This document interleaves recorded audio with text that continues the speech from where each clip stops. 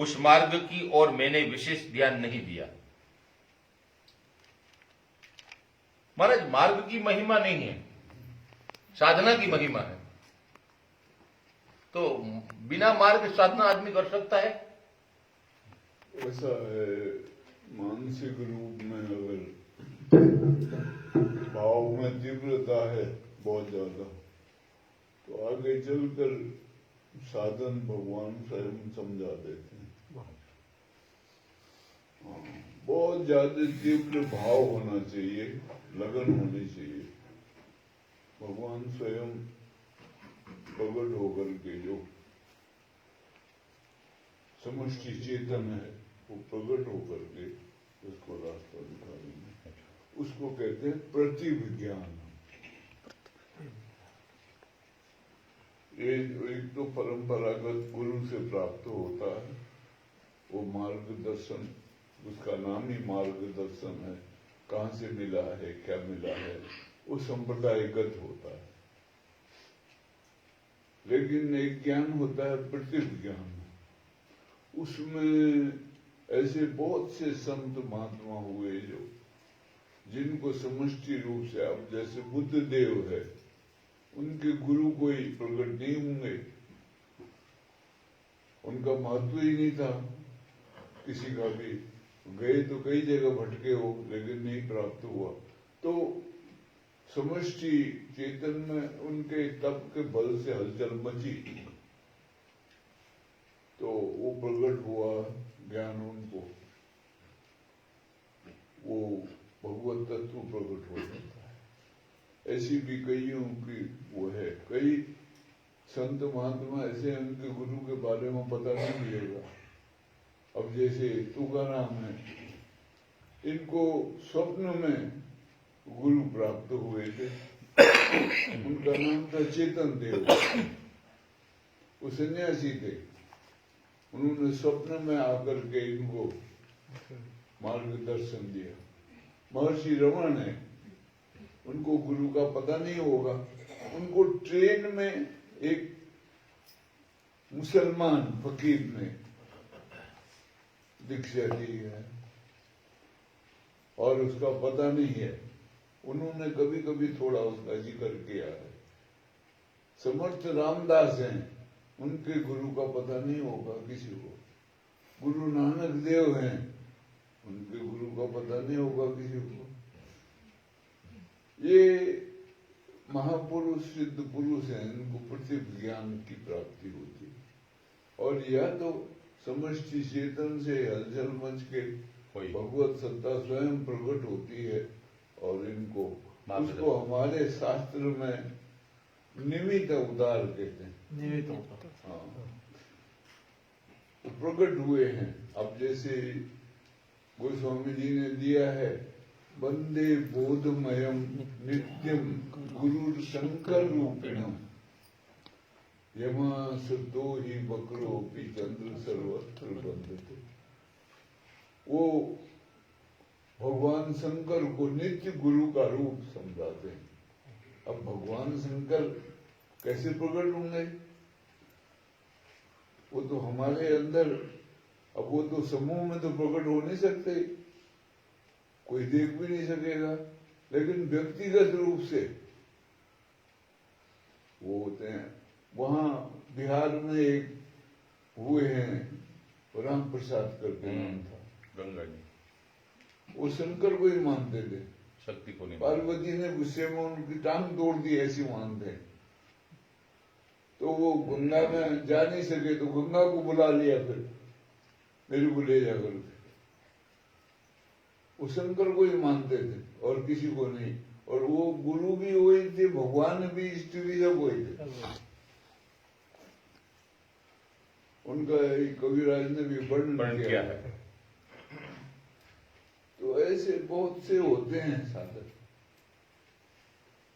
जिनको समष्टि चेतन आकर के मार्गदर्शन दे जाता है और उनको रास्ता मिल जाता है। ये हमारे ऊपर निर्भर करता है, हम कितनी लगन है हमारे में।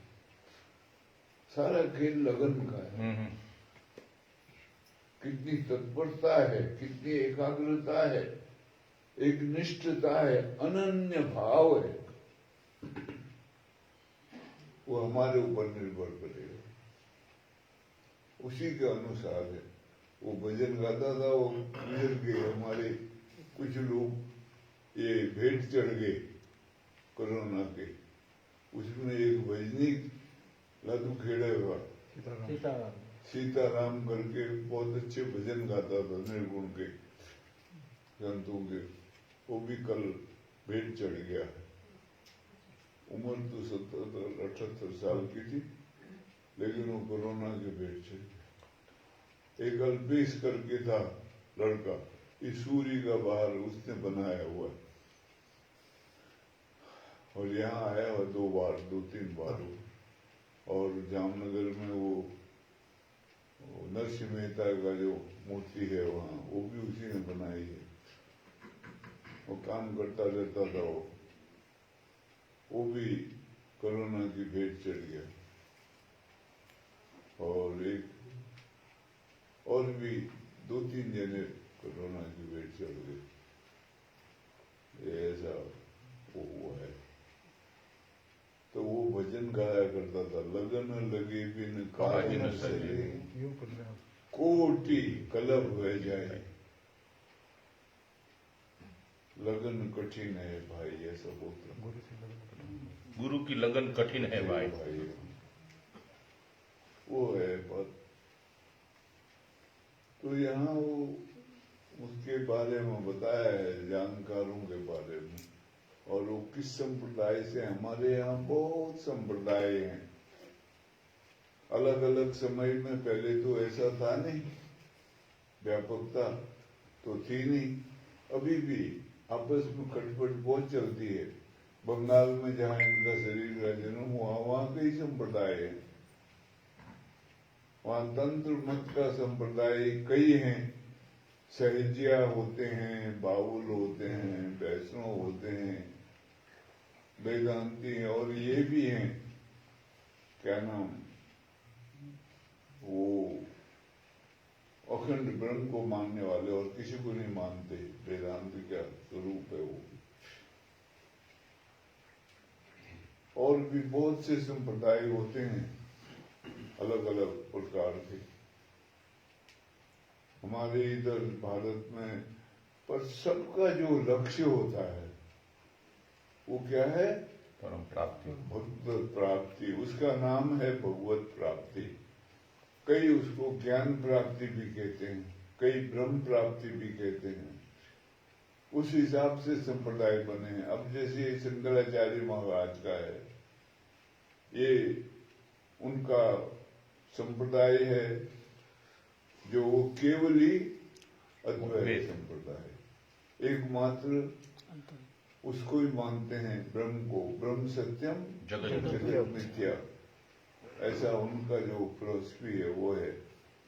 लेकिन दक्षिण के ही एक रामानुजाचार्य हुए हैं, उनका है वो वशिष्ठ अद्वैत नाम है उसका। उसमें एक ब्रह्म ही नहीं है, 3 माने हैं उन्होंने, जीव, प्रकृति और ब्रह्म। ब्रह्म को अनादि और अनंत माना है, उसकी सीमा नहीं है, असीम है वो। लेकिन प्रकृति और जीव की सीमा है, वो दोनों उसमें लय हो जाते हैं आगे। ये अनंत है, असीम अनंत है, लेकिन ये दोनों शांत हैं, वो लय हो जाते हैं ब्रह्म में। जीव भी प्रकृति भी अनादि है। और मैं भी कभी विचार करता हूं तो मेरे को ये सिद्धांत अच्छा लगता है, ठीक लगता है। फिर माधवाचार्य हुए हैं, उडुपी में उनका स्थान है बड़ा, बहुत जानकार हुए। उन्होंने 2 माने हैं, एक माया एक ब्रह्म और एक ब्रह्म। माया उन्होंने कहा ब्रह्म की छाया है, लेकिन पैदा ब्रह्म से ही होती है उत्पत्ति। उन्होंने द्वैत उनका सिद्धांत है। ऐसे ही बहुत से हुए, निम्बकाचार्य हुए हैं, उनका भी सिद्धांत अद्वैतीय है, लेकिन वो भी माया को मानते हैं। फिर वल्लभाचार्य हुए हैं, ये भी शुद्धाद्वैत। हाँ, अद्वैत तत्व को मानते हैं, शुद्ध मानते हैं, शुद्ध अद्वैत। लेकिन वो दूसरा नाम दिया है उन्होंने, माया का अलग नाम दिया है, उसको जमुना कहते हैं। यमुना उसका नाम रखा है माया का। ऐसे ऐसे कई सिद्धांत हैं, वैष्णवों के कई सिद्धांत हैं। ये अलग अलग सिद्धांतों को अलग अलग संप्रदाय माना जाता है। कुछ वैदिक हैं, कुछ अवैदिक हैं। वो वेदों को नहीं मानते हैं, जैसे ग्रंथ साहब है, सिखों का सिद्धांत है, ये वेद को नहीं मान देगा। अभी ये नए नए चले हैं, निरंकारी है, ये भी वेदों को नहीं मानते। राधा स्वामी है, ये भी नहीं मानते। उदाहरण लेते हैं लेकिन मानते नहीं है। अब उनका है क्या नाम, संत कबीर का पंथ है अलग, कबीर पंथ नाम का, उनका अलग ग्रंथ है, उसका नाम है बीजक। जैसे सिखों का अलग ग्रंथ है, उसका नाम है श्री गुरु ग्रंथ साहिब। गुरु की महत्वता दी है उसमें, भगवान का इतना महत्व नहीं है। और ऐसे ही उसमें संत कबीर का महत्व दिया हुआ है, और किसी का नहीं, बीजक नाम का ग्रंथ है, उसी को मानते हैं वो लोग। ऐसे बहुत से संप्रदाय होते हैं, लेकिन सबका लक्ष्य एक ही है, परमात्मा की प्राप्ति। उसको एक शब्द दिया है परमात्मा, उसी को दूसरा नाम दिया है ब्रह्म, भगवान, ईश्वर। और वेदांत में उसको कहते हैं ज्ञान। एक ही रूप है वो सब। इसलिए जो वशिष्ठ अद्वैत वाले हैं वो ज्ञान को ही राम कहते हैं, भक्ति को सीता कहते हैं, और वैराग्य को लक्ष्मण। कहते हैं। इसकी कहानी है वो पूरी, ज्ञान, भक्ति और वैराग्य की। ऐसे ऐसे हैं। अब ये चिंतन का विषय होता है, अगर इसमें लगोगे आप, यही विषय हो जीवन का, और कोई विषय न हो, कोई मानसिक कल्पना न हो, किसी के प्रति हमारी जो वृत्तियां हैं, मन में उठ रही विचारधारा, वो किसी की तरफ न जाकर सिर्फ इसी खोज में लगे, इसी को जानने में लगे। न धन चाहिए, न दौलत चाहिए, न इज्जत चाहिए, न बड़ा पद चाहिए, न संसार की कोई इच्छाओं की पूर्ति चाहिए, कुछ भी नहीं। सिर्फ यही इसकी खोज हो, तब इस विषय को जानना सुलभ होता है, नहीं तो मुश्किल है बड़ा। अनेक जन्म लेने पड़ते हैं, तब जाकर के ये विषय जाना जाएगा, समझ में आएगा और हमारे जीवन में उतरेगा। समझ में आना भी बड़ी बात नहीं है, पर जीवन में उतरना बड़ी बात है। हमारा जीवन उस आधार पर होने लगे, जीने लगे हम, तब वो समझो हमारे अंदर उतरा है। ऐसा है ये, तो यहाँ वो समझा रहे हैं उसके बाद।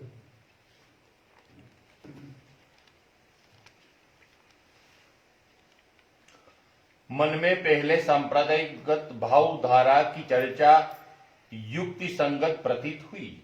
इस विषय की व्यापक चर्चा करना ही मेरा उद्देश्य था, और इस दिशा में मैंने थोड़ा बहुत चेष्टा भी करी। अवश्य ही मैं साधकों की व्यक्तिगत आध्यात्मिक जीवन धारा की भी चर्चा करता, किंतु मेरा उद्देश्य था भक्त, योगी, ज्ञानी, संत महात्मा और कर्मी के भेद की उपेक्षा करके प्रकृत साधन पथ पर कौन किस रूप में अग्रसर हुआ, कौन चल सकता है, उसी की विशेष विवेचना करना। कारण परम तत्व की ओर जिस व्यक्ति ने यात्रा की है वही मेरे लक्ष्य में रहा है, इसलिए वह व्यक्ति जिस मार्ग से भी चले उस मार्ग की ओर मैंने विशेष ध्यान नहीं दिया, उस व्यक्ति पर ध्यान दिया। वाह। इसी समय काशी में उत्तरा पत्रिका का उदय हुआ। आपने कदाच नाम सुना होगा। उसी समय काशी में एक पत्रिका निकली जिसका नाम था उत्तरा। यह फसली सन 1332 की बात है। मैंने ये संवत्सर को होगा ऐसा। फसली सन मैंने नहीं जाना, कभी नाम नहीं सुना। फसली सन। इस पत्रिका के संपादक श्रीमान सुरेश चंद्र चक्रवर्ती मेरे परम स्नेह के पात्र थे। उनका आग्रह और अनुरोध प्राप्त हुआ कि पहले मैं प्रसिद्ध संप्रदाय अनुसार वैष्णव साधना के संबंध में कुछ विवरण दूं, जिसे वह पत्रिका में प्रकाशित करेंगे। उनकी ओर मेरी दोनों को ही इच्छा थी कि आपाततः गौड़ीय वैष्णव संप्रदाय के संबंध में कुछ प्रकाशित हो तो उत्तम है, क्योंकि गौड़ीय संप्रदाय अच्छा संप्रदाय और गुप्त संप्रदाय है। मैंने सम्मत होकर मन ही मन सोचा था कि गौड़ीय वैष्णव साधन तत्व के मर्म और वैशिष्ट्य की सम्यक प्रकार से आलोचना करने के क्रम से पहले प्रसिद्ध 4 वैष्णव संप्रदाय की चिंताधारा के साथ साधारण परिचय का होना आवश्यक है।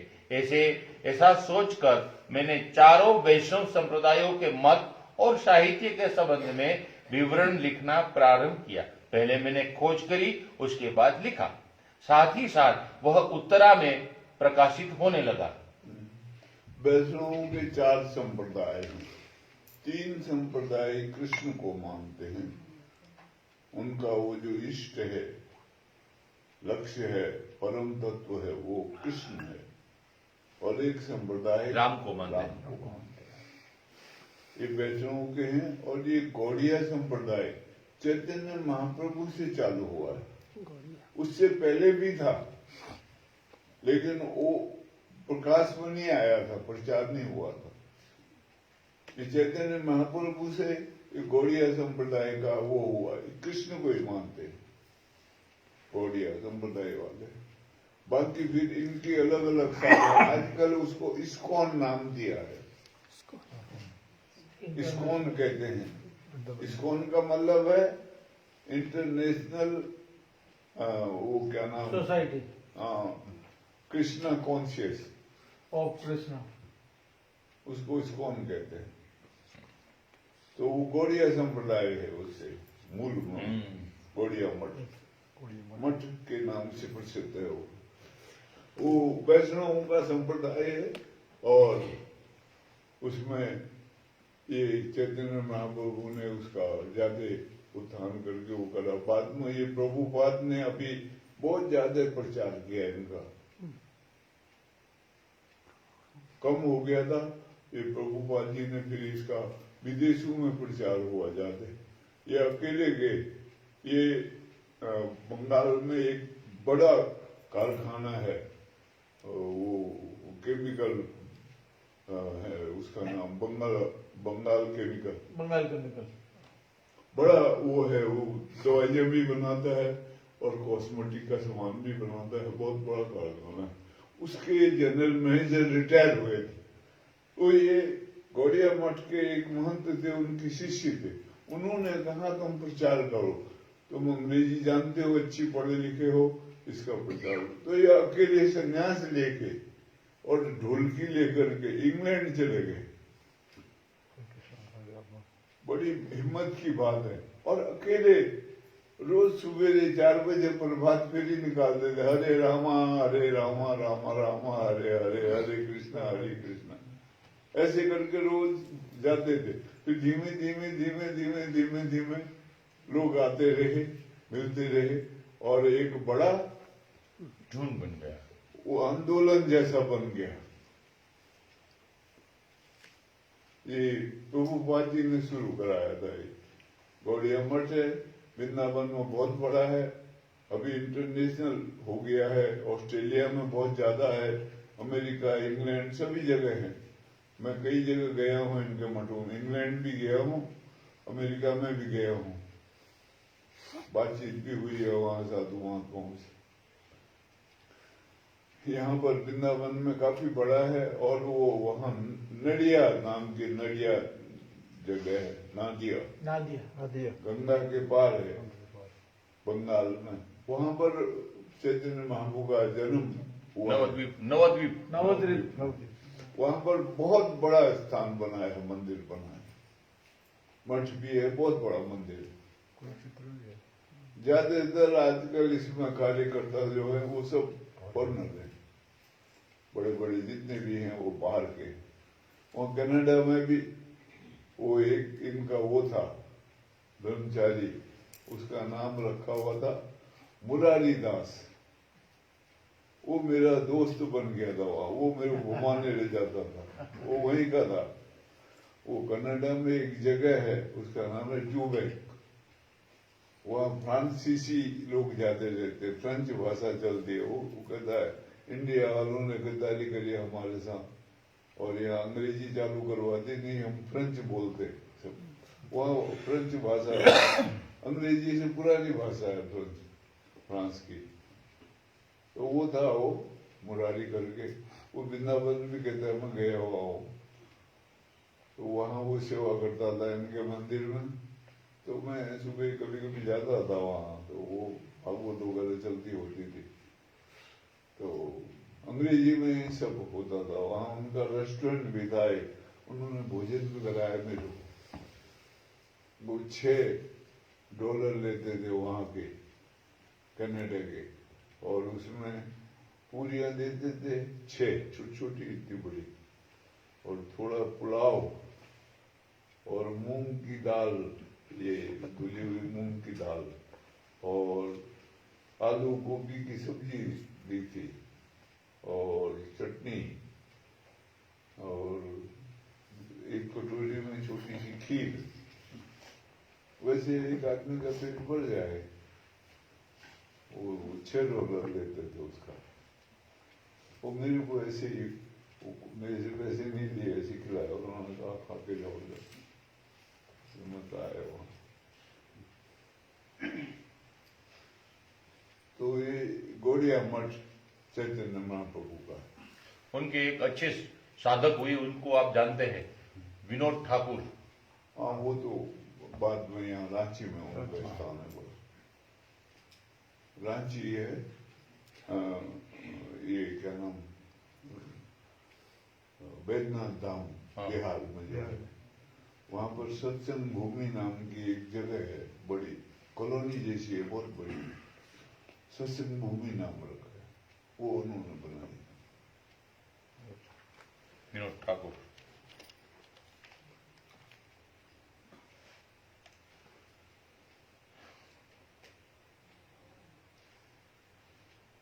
किंतु गौड़ीय वैष्णव साधना के अंतर्गत मूल ग्रंथ के विषय में बाद में कुछ लिखने का अवकाश नहीं मिल पाया। इस ग्रंथ में वैष्णव साधना और साहित्य विषयक प्रबंध को ही स्थान दिया गया है। सहज ज्ञान और सिद्ध मार्ग नाम से 2 निबंध पहले उत्तरा नाम की पत्रिका में ही वैष्णव प्रबंधमाला के प्रकाशित होने के थोड़े ही दिन, माने 1334 और 35 फसली, ये याद रखना, प्रकाशित हुए थे। शंकर वेदांत और अद्वैत प्रस्थान नामक प्रबंध निबंध स्वनाम धन्य शेठ श्री गौरी शंकर जी गोयंका के अनुरोध से वेदांत तत्व के जिज्ञासु पाठकों के लिए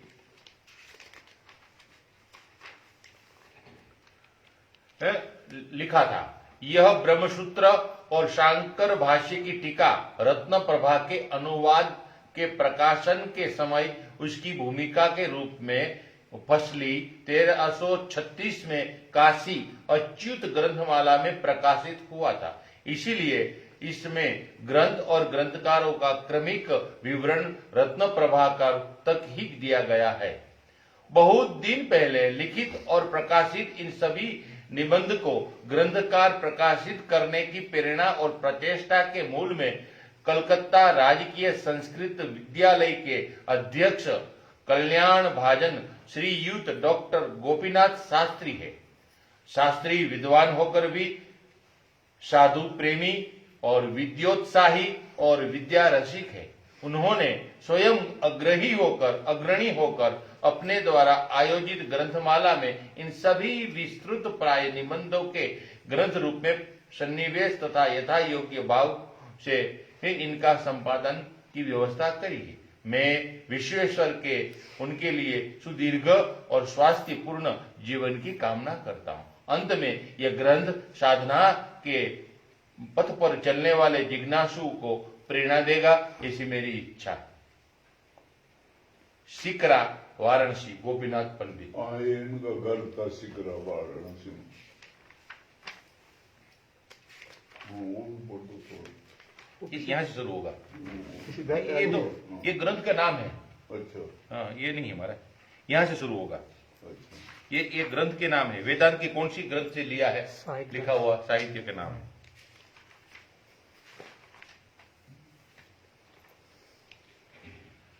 सबसे वो अलग अलग लेंगे। सबसे पहले वो वैष्णव मत को लेंगे। वैष्णव साधना और साहित्य क्या है?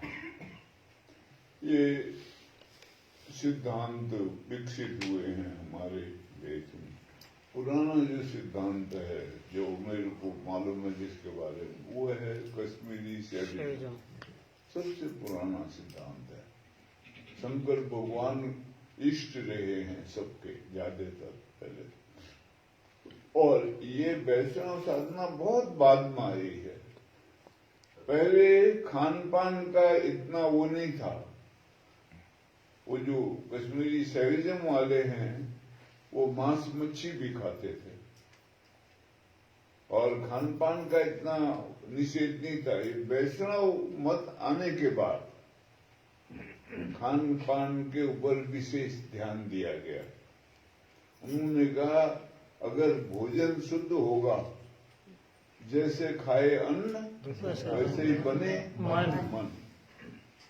भोजन शुद्ध होना जरूरी है। इसलिए आज भी ये जो गौड़िया मठ का है, यहाँ लहसुन प्याज ये निषेध है। मांस मच्छी तो है ही है, बिल्कुल निषेध। ये लहसुन प्याज भी नहीं खाते। इसको भी वो तामसिक भोजन में लेते हैं। कोई कोई छुप के खाता है, लेकिन आम खाने का बना ही है उनके यहाँ।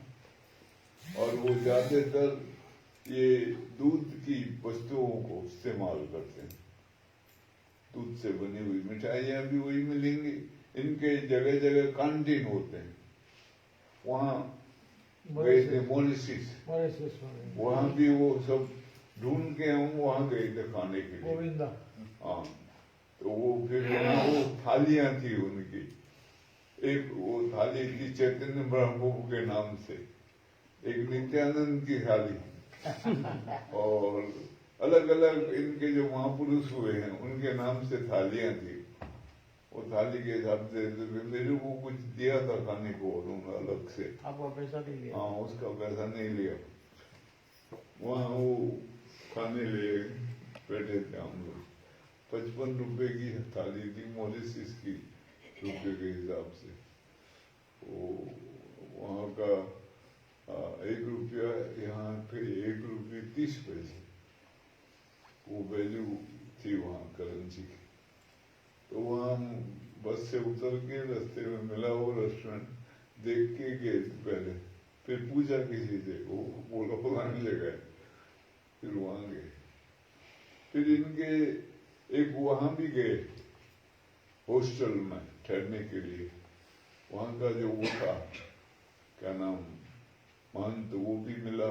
उसने कमरे भी दिखाए और उसमें वो नहीं था पंखा, वो लेकिन खिड़कियां दी ऐसे खोल दो तो हवा आए बहुत। तो वो बोला ऐसे आपसे कोई किराया नहीं लेंगे, आप यहाँ ठहर जाओ। और हम ठहरे नहीं, हम होटल में ठहरे हुए थे। वहाँ गए थे, गौड़िया मठ का था वो सारा।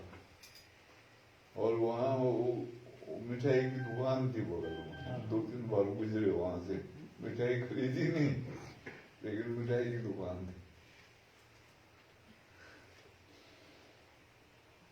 वहां भी इंग्लैंड में मिठाई खरीदी थी, मेरे साथ वो थे ये शाल, तो वहां कुछ खाया था हमने। और अमेरिका में भी मिठाई ली थी, वहां भी खाया था। और वो आलू बोंडे भी बने थे वहां, वो भी खाए। पसंद।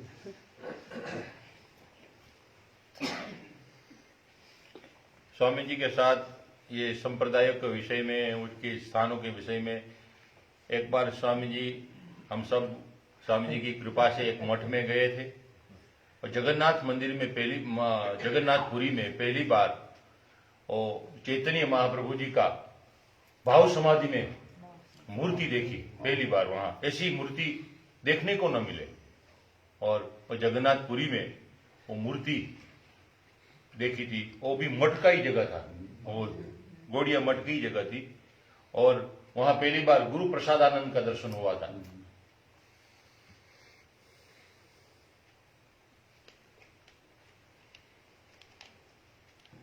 वैष्णव साधना क्या है और उसका साहित्य क्या है, ये निबंध साधना पर कम और प्रेरणा के लिए ज्यादा जोर दिया गया है। भारतवर्ष में 4 वैष्णव संप्रदाय 4 पृथक धाराओं में वैष्णव धर्म का प्रचार करते आ रहे हैं। चारों 5 रात्र सिद्धांत के अनुसरण करता है। पांचों जो जितने हैं, चारों 4, वो 5 रात्र नाम। इनका ग्रंथ है वैष्णवों का, पंचरात्र। पंचरात्र नाम है उसका, बड़ा मशहूर ग्रंथ है वैष्णव संप्रदाय का। वो सभी मानते हैं उसको, 4 के 4 संप्रदाय जो हैं वो सब मानते हैं उसको, पंचरात्र। तंत्र का सबसे बड़ा ग्रंथ माना गया है। और उसमें बहुत सी वो कहानियां हैं समझाने के लिए बताइए। उसका मूल सिद्धांत भागवत से लिया है। रास पंचाध्यायी एक प्रकरण है भागवत में, श्रीमद् भागवत में 10वें स्कंद में एक प्रकरण है, उसका नाम है रास पंचाध्यायी। वहां से उसने सूक्ष्म रूप से लिया है।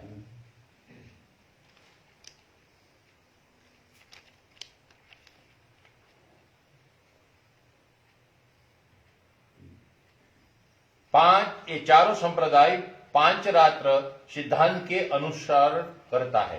पहला श्री संप्रदाय नाम से प्रसिद्ध है। इसके आदि प्रवृत्ति का श्री या लक्ष्मी है और दार्शनिक मत है वैशिष्टाद्वैत, और दार्शनिक जो सिद्धांत मत है उसका नाम है विशिष्टाद्वैत। श्री रामानुजाचार्य इसके प्रधान प्रचारक है। दूसरा संप्रदाय सनकादिक प्रवर्तित है, इसलिए हंस संप्रदाय नाम से परिचित है। ये जो नाम लिखा है आपको बता दूं, सनक, ये भी ब्रह्मा जी के मानस पुत्र है। ये 10 पुत्रों में सनक भी ब्रह्मा जी के मानस पुत्र है। ये कभी युवा भी नहीं होते, कभी वृद्ध भी नहीं होते, हमेशा उनकी उम्र 5 साल की रहती है। ये 4 पुत्र हैं, सनत, सनंदन, सनत कुमार आदि के।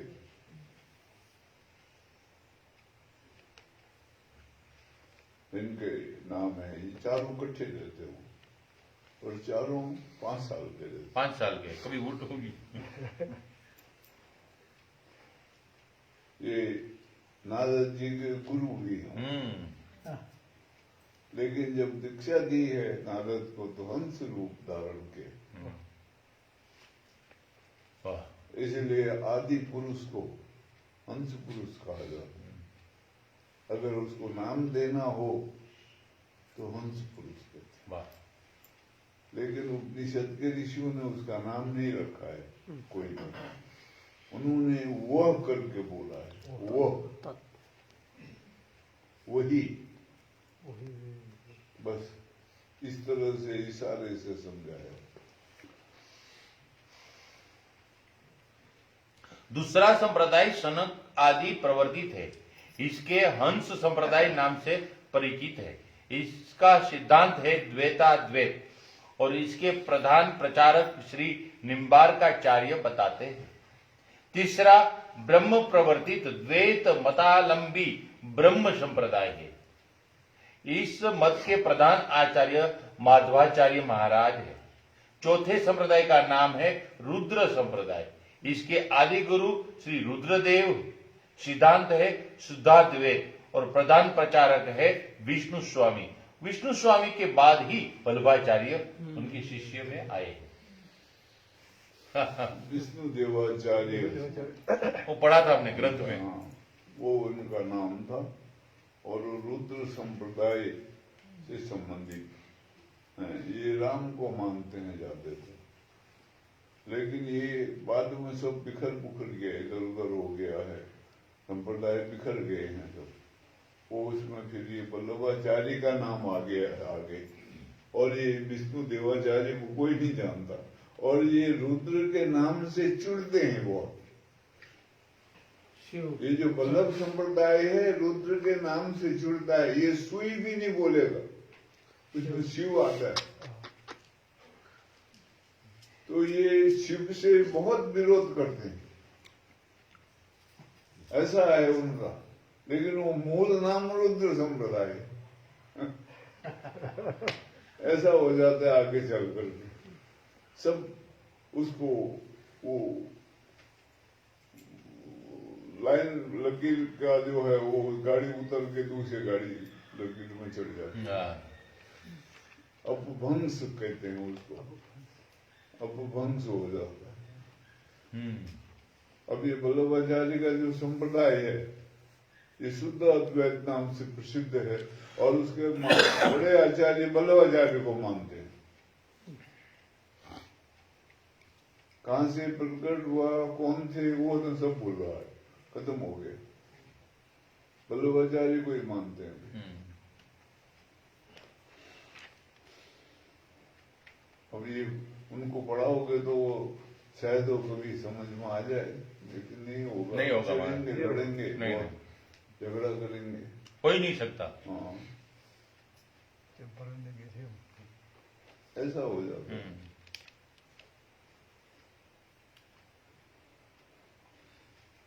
कहना नहीं होगा। चैतन्य देव के नामानुसार कोई ये निम्बार्काचार्य के स्थान पर गए हूं। इनका बड़ा स्थान है राजस्थान में। ये जो मुरारी बाबू है ये इन्हीं का है, ये इसी स्थान से संबंधित रखता है। वो बहुत बड़ा स्थान है। 100 तो गायें थी, ये तो एक लोटा भर के इन्होंने छाछ पी दी वहां। ये भी शाम में थे वहां। वो जो महंत थे मूल उसके वो मिलने को पहले बोले नहीं मिलेंगे 3 बजे से पहले। हमने आना जयपुर, मैंने कहा फिर मैं तो जाऊंगा। फिर वो बोले नहीं आपको मिल देंगे। फिर रोटी वोटी खिलाई उन्होंने, अलग से रसोईया बुलाया हुआ था पकाने वाला। खा पी करके मिलने के लिए गया मैं। बड़ी उम्र थी, मेरे से बड़े थे उम्र में, 3 साल बड़े थे मेरे से। पूछो मेरे से बातचीत हुई, और वो बाईपास सर्जरी हुई थी, वो लेटे हुए थे वहां। तो वहां मेरे को एक खुशी मिली थी बड़ी, और वो वहां पर हंस का मूर्ति बनी थी, और ये अपनी परंपरा दिखाई दी उन्होंने। और ये हमारी परंपरा है, और ये हंस हमारे गुरु रहे हैं ये परंपरा के। मैं फिर आगे चल के निम्बार्काचार्य आए। निम्बार्काचार्य का नाम कुछ और था। वो निम्बोडी नीम की खा के साधना करी थी वहां बैठ के उन्होंने। अभी उसका नाम निम्बार्कपुरम नाम रखा। पुराना नाम है सलेमाबाद। हाँ, निम्बार्कपुरम नाम रखा अभी उसका। और बच्चे भी पढ़ते हैं, बहुत बड़ा स्थान है, देखने लायक है। हाँ। वो कितने पेड़ होंगे महाराज? नीम के पेड़ कितने होंगे? हाँ, नीम के पेड़ होंगे 1000 2000। वो निम्बोड़ी का महत्व है। वो निम्बोड़ी खा के उन्होंने भजन किया, वहां पेड़ के नीचे बैठ के वंदी करो। किशनगढ़ से 30 किलोमीटर है। तब वहां वो परंपरा दिखाई है अपनी, तो वहां का मूर्ति बनाई हुई थी, तो मेरे को बड़ी अच्छा लगा, बहुत अच्छा लगा। मैंने कहा यार ये दर्शन हुए यहाँ इसके, और ये परंपरा बहुत अच्छी है। ये हंस को ही मानते हैं, उनका संप्रदाय का नाम भी हंस संप्रदाय। द्वैता अद्वैत मत है, मत है जो विचारधारा, मत का मतलब विचारधारा है, द्वैत और अद्वैत दोनों है। ये कहते हैं अभी तुम बैठे हो तो संसार है और तुम हो, शरीर है तुम हो, ये द्वैत है। लेकिन आंखें बंद करोगे, विचारधारा संसार से हटेगी, एक लक्ष्य बन जाएगी, वो अद्वैत है। ऐसा इनका मत का वो है कहना। अभी द्वैत में हम जीते हैं, वो द्वैत है, ये इनकी विचारधारा है। और जब उससे हट जाएंगे द्वैत से, तब अद्वैत में पहुंचेंगे। वो शंकराचार्य भगवान का जो मत है वो है द्वैत नाम की कोई वस्तु है ही नहीं, वही है एकमात्र सत्ता, उसी से सब चमक दमक रहा है। वो है तो सब है, वो नहीं तो कुछ भी नहीं है। उसी को मानना है और किसी को नहीं, ये उनका मत है।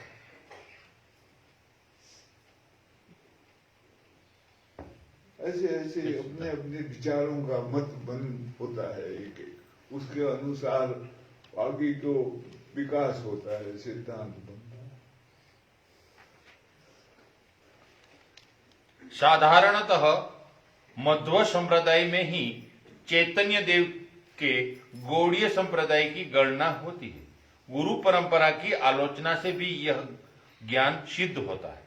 चैतन्य देव के सन्यास गुरु केशव भारती मध्व संप्रदाय के सन्यासी थे। उनके दीक्षा गुरु ईश्वरपुरी और सन्यास गुरु केशव भारती दोनों ही श्रीमन माधवेंद्रपुरी के शिष्य थे। माधवेंद्रपुरी के शिष्य थे, किंतु मध्वाचार्य के सिद्धांत से श्री चैतन्य के अभिमत दार्शनिक सिद्धांत का ऐक्य नहीं है।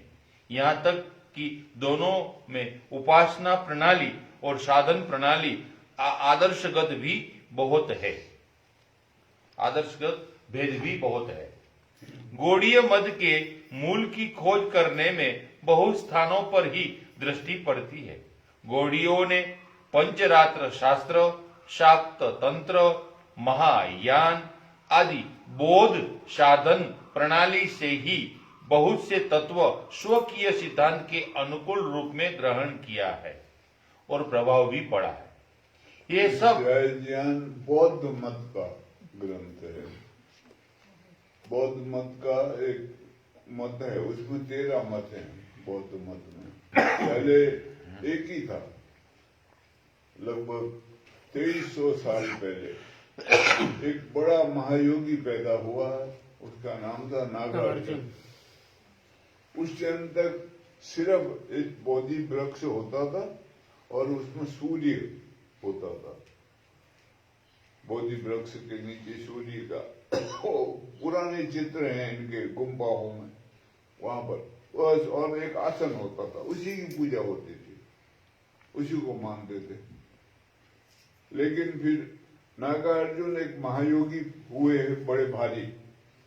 वो पहले इसमें थे, क्या नाम, सनातन मत में, बाद में बौद्ध हो गए वो। तो उन्होंने देखा बुद्ध इतना बड़ा महान पुरुष हुआ है और ये खो जाएगा, लोग भूल जाएंगे इसको।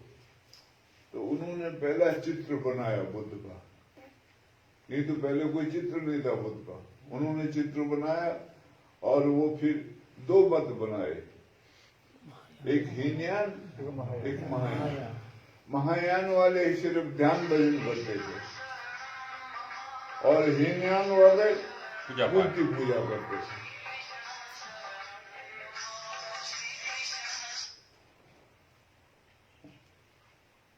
और उसके बाद फिर और यान बनने शुरू हुए। अभी 12-13 यान हो गए। ये मत यान इनके यहाँ यान मत को कहते हैं इनकी भाषा में। इनकी जो भाषा है वो पाली भाषा है।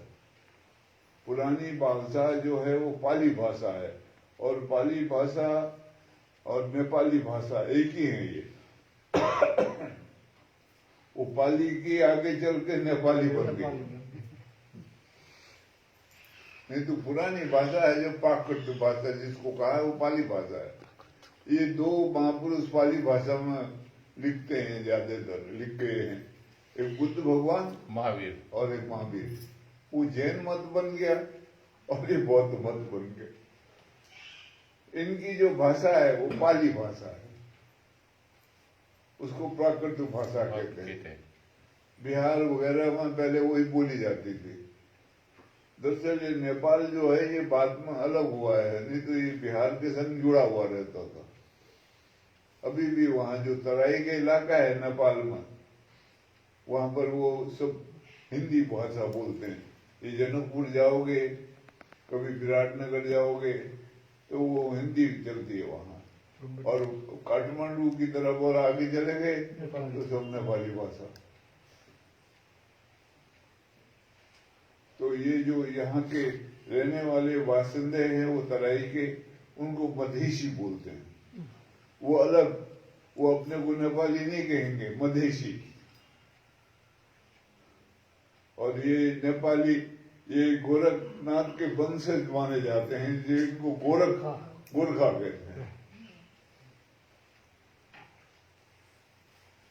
ऐसी इतिहास है पुराना कई प्रकार का, जो धीरे धीरे लुप्त हो जाता है आगे चल के,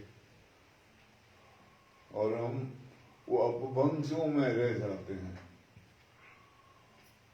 जानकारी प्राप्त हो तो अच्छा लगता है, थोड़ा मन को पता लगता है।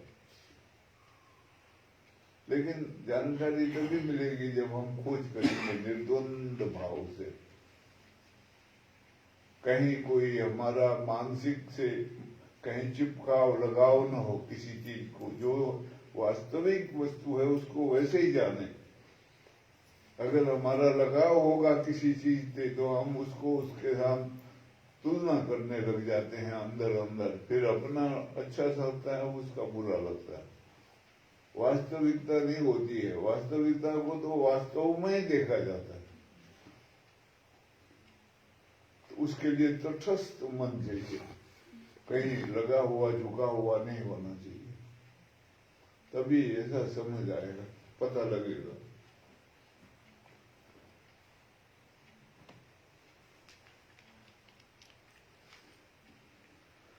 गौड़ीय मत के मूल की खोज करने में बहुत स्थानों पर ही दृष्टि पड़ती है। इसलिए गौड़ियों ने पंचरात्र, शाक्त दर्शन, महायान आदि बौद्ध साधन प्रणालियों से ही बहुत से तत्व स्वकीय सिद्धांत के अनुकूल रूप में ग्रहण किए हैं। ये सब आगम के ही अंतर्गत है। अतएव गौड़ीय सिद्धांत के मूल में आगम की प्रधानता है, इसमें कोई संदेह नहीं है। आगम से वेद का क्या संबंध है, इस पर अनेक प्रकार के मत है। यहाँ उनकी इन सब की चर्चा की आवश्यकता नहीं है, इसलिए आगम की और निगम का क्या संबंध है इसकी चर्चा हम नहीं करेंगे। एक समय आगम की प्रामाणिकता एवं वैदिकता को लेकर देश में बड़ा आंदोलन हुआ था। यहाँ इतना कहना ही यथेष्ट होगा कि गौड़ीय आचार्यों ने अन्यान्य संप्रदायों के भांति अपने मत को वैदिक या स्रोत सिद्धांत कहकर ही प्रचारित किया है, एवं उपनिषद तथा पुराण आदि की सहायता से अपने सिद्धांत के समर्थन की चेष्टा भी करी है। कहना बाहुल्य है। स्मार्त वैष्णव को शैव मत की भांति अवैदिक कहकर साधारणतः उपेक्षा किया करते हैं। हमारे दो मत माने जाते हैं। एक ये जो आगम है इसको शास्त्रीय मत कहते हैं। इसमें ज्यादातर साधना संबंधी विवरण होता है और इसी को तंत्र आदि के नाम से पुकारा जाता है। यह आगम ग्रंथ कहलाते हैं। ये शास्त्रीय होते हैं और बुद्धि के द्वारा लिखा हुआ ऐसा मानते हैं। और दूसरे हैं निगम, उनको वेदों को बोलते हैं निगम। वो बुद्धि के द्वारा नहीं लिखा हुआ है, वो उतरा है, अवतरण हुआ है और ऋषियों ने लिपिबद्ध किया है। इसमें दो मत नहीं है, लिखने वाला तो मनुष्य था, लेकिन उसका अपना न कोई विचार था न अहम था, वो पूर्ण रूप से भगवत तत्व से जुड़ा हुआ था, एक था। और वो जो वाणी है उसको वेद वाणी यानी भगवत वाणी कहते हैं, उसको श्रुति कहते हैं। उसकी जो ऋचाएं लिखे जाते हैं, जैसे हम श्लोक लिखते हैं, दोहा चौपाई लिखते हैं, उसमें जो लिखा है आता है उसको ऋचा कहते हैं और उसको श्रुति कहते हैं। श्रुति का मतलब सुना हुआ, विचार किया हुआ नहीं और न ही सोच किया हुआ, न अपनी उसमें बुद्धि है, कुछ भी नहीं है।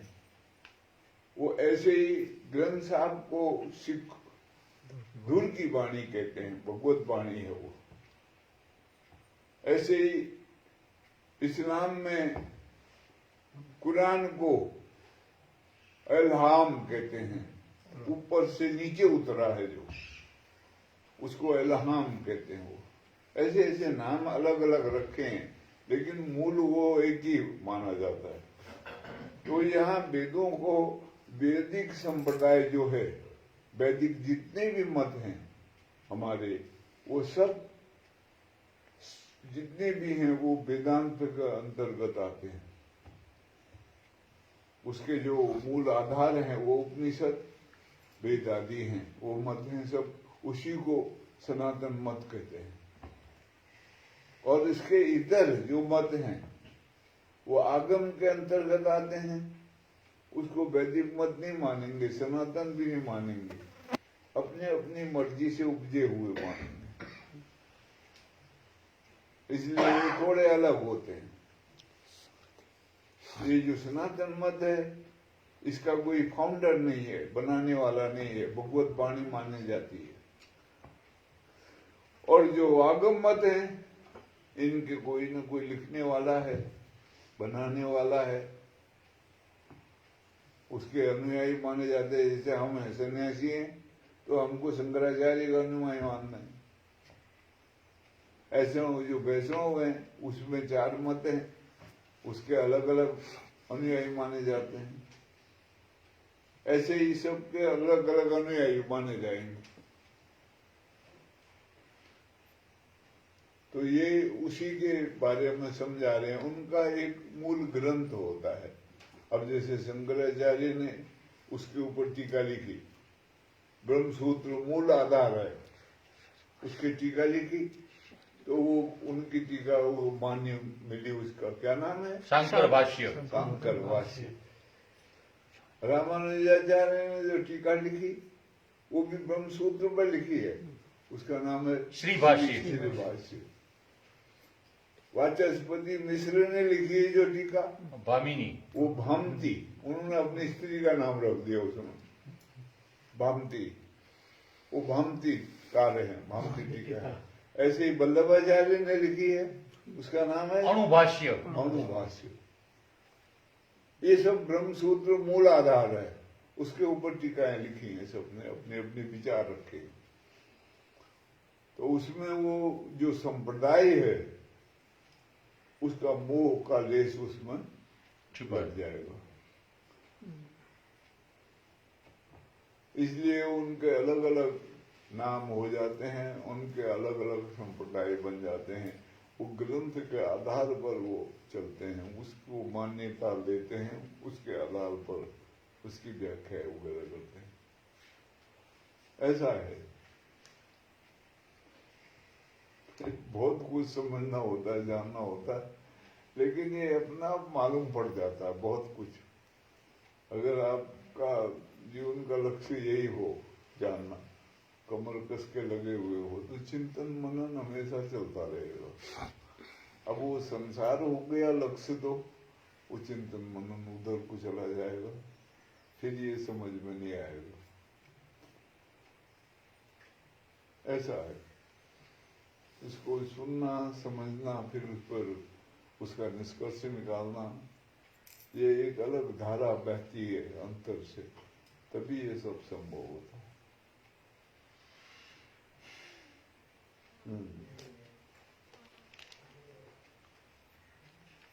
गौड़ीय संप्रदाय पांचरात्र मत युक्त है, यह स्पष्ट ही समझ में आता है। पांचरात्र से भागवत संप्रदाय भी समझना होगा। अवश्य मूलतः पांचरात्र और भगवत संप्रदाय में कुछ वैलक्षण्य था, परंतु कालक्रम से दोनों संप्रदाय मिल गए, दोनों एक हो गए। भागवत संप्रदाय विशेषतः श्रीमद् भागवत पर प्रतिष्ठित था। श्रीमद् जीव गोस्वामी ने उस ग्रंथ की टीका में तथा स्वरचित षड दर्शन नामक निबंध में भागवत मत की आलोचना भी करी है। उन्होंने भी पंचरात्र मत से भागवत का समन्वय दिखाया है। पांचरात्र या भगवत धर्म भक्ति प्रधान है, ये पहले समझना चाहिए। वैदिक साहित्य में भी भक्ति की चर्चा बहुत ही विरल है। वैदिक उपासना को यद्यपि बहुत से लोग भक्ति या स्थान अभिषिक्त मानते हैं और कुछ अंश भी यहां सत्य भी है, तथापि भक्ति कहने से जो बोध होता है, ठीक यही चीज वैदिक कर्म या ज्ञान या उपासना कांड में नहीं मिलता। विभिन्न मतों से भक्ति का लक्षण विभिन्न रूप में किया तो जा सकता है, किंतु चरम अवस्था में भक्ति को चित्त का भावमयी प्रकाशी मानना पड़ता है। न्याय भाव से ही भक्ति प्रकट होती है। भक्ति में प्रधान रूप भाव का होता है। उसमें इसलिए वो जब भाव उत्पन्न होता है तब वो शरीर में कंपन होने लगता है, आंखों में अश्रु आने लगते हैं और नाचने को मन करेगा और वो खुशी की एक लहर उत्पन्न होती है। वो भाव से होती है। ज्ञान में वो नहीं है। ज्ञान में महत्व बुद्धि का है और ज्ञान ही खोज करता है। वृत्ति जो है वो ज्ञानमयी होनी चाहिए, तब वो उसकी जानकारी मिलती है और रहस्य प्रकट होते हैं और वो अपने आप में मगन होने लगता है। उसके अंदर मुदिता प्रकट होती है, वो हमेशा प्रसन्न रहता है। वो जो भाव है ये आगंतुक माना जाता है। ज्ञानी लोग इसको आने जाने वाला मानते हैं। आता है थोड़ी देर में ये चला जाता है। इसलिए तुलसीदास जी ने लिखा है, उमा राम स्वभाव जिन जाना, ताहि भजन तजी भावना। क्योंकि भजन स्वरूप है, हमारा होना है, अस्तित्व है, हमारा अस्थि है। वो है तो हम हैं, वो नहीं तो हम भी नहीं है, कुछ भी नहीं है। इसलिए वो भाव का उससे कुछ लेना देना नहीं, वो एक रूप हो जाता है परमात्मा से। वहां भाव की जरूरत नहीं है और भाव में रोमांस होता है और वो भाव थोड़ी देर बहुत आनंद देता है, अतिशय, लेकिन वो फिर स्थायी नहीं रहता है, चला जाता है। लेकिन वो अपने लक्षण गुण पैदा करके उसके अंदर छोड़ जाता है और वो उसका ख्याल करता है फिर बाद में। ये वृंदावन की कुंज गलियों वगैरह का जो वर्णन है वो भाव वालों ने किया हुआ है। इसलिए ज्ञान में और भक्ति में थोड़ा सा अंतर आता है आगे चल के। लेकिन एक बात पक्की है, बगैर ज्ञान के भक्ति नहीं होती है और बगैर भक्ति के ज्ञान ज्ञान टिकता नहीं है। प्राप्त नहीं होगा। भक्ति चाहिए, भाव चाहिए हमारे को, तभी हम खोज करेंगे, उससे पहले नहीं होगा। तभी उस मार्ग में आगे बढ़ेंगे और ज्ञान होगा तभी खोज होगी, तभी भक्ति भी उत्पन्न होगी। उसके प्रति जो लगाव है जानने का परम तत्व को, वो भक्ति है। और बगैर ज्ञान के भक्ति नहीं होती है, सब कल्पना हो जाएगी मानसिक। इसलिए यहाँ जितने ज्ञानी हुए संत महापुरुष, इन्होंने गुरु की महिमा गाई होगी। वो कहेंगे राम तजू गुरु को न बिसारो, हरि के सम गुरु को न निहारो, हरि ने जन्म दिया जग माही, गुरु जी आवागमन छुड़ाए।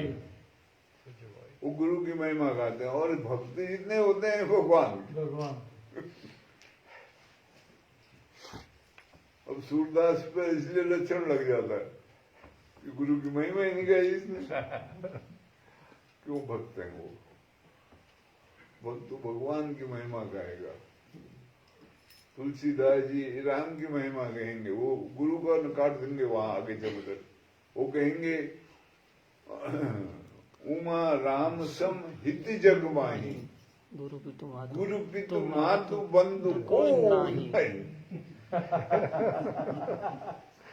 सुर नर मुनि सबके ही रीति, स्वार्थ लाग करें सब प्रीति। भगवान शंकर पार्वती को सुनाते, उमा राम सम हित जग माही। कहते हैं राम का जैसा कल्याण करने वाला संसार में कोई नहीं है।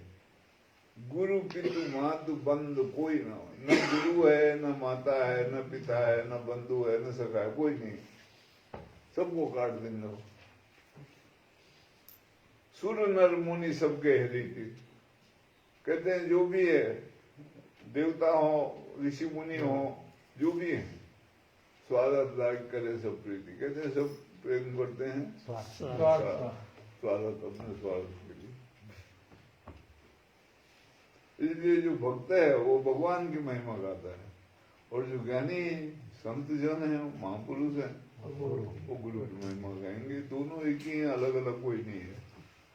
ईश्वरो गुरुरात्मेति मूर्ति भेदाविभागिने, व्योमवत् व्याप्त देहाय दक्षिणामूर्तये नमः। एक ही है वो।